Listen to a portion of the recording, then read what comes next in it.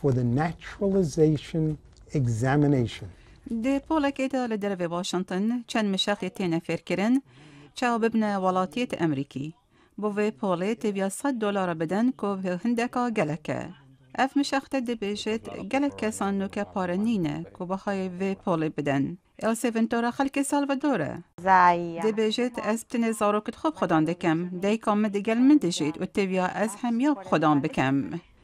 بریاره پشتی ای که هیواده گلک جوان پولا بلاش بن با مشاختان اشبر که برنامه که کاروبارد مشاخت ولاتی بونه یا امریکی دی بهای وان پولا داد. دانه کنیر نیجه کلیچه متگمری دی بیجت حکه دسته نگهت وانجه دارا دی با تگلک بزحمت بید او چاورده که چاوی بخوین کارب کوید لی پولت ولاتی بونه. پار سیزر خستیا پترش $1,000,000 و که هاری کاری ورگر بو. الیزابت لیج دنگ امریکا دبیجت اف سال هاری کاری دراوی زیاتر بوینه و گشتنه $8,000,000 که ده هاری کاری 75 ری خستیا کت پولت فربونه بوان مشاختارک بخن که ده خازن بمن ولاتیت امریکی. لیوان پولا خونکار فری زمان انگلیزی و دیرو که دستگاه حکومت امریکی دبن.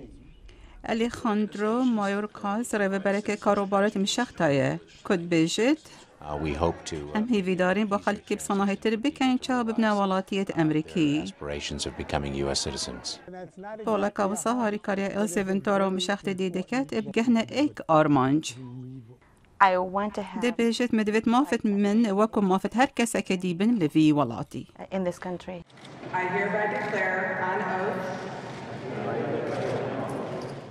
او کروشکل آهنگ کاوسا دگل مشاخت دی بشکداری بکت. سنده بخد و ببیته ولاتیت قانونی هی ولاتیت اگرتی امریکا. اف راپورتش بشکا کردی یا دنگ امریکا ها تبالاف کرن.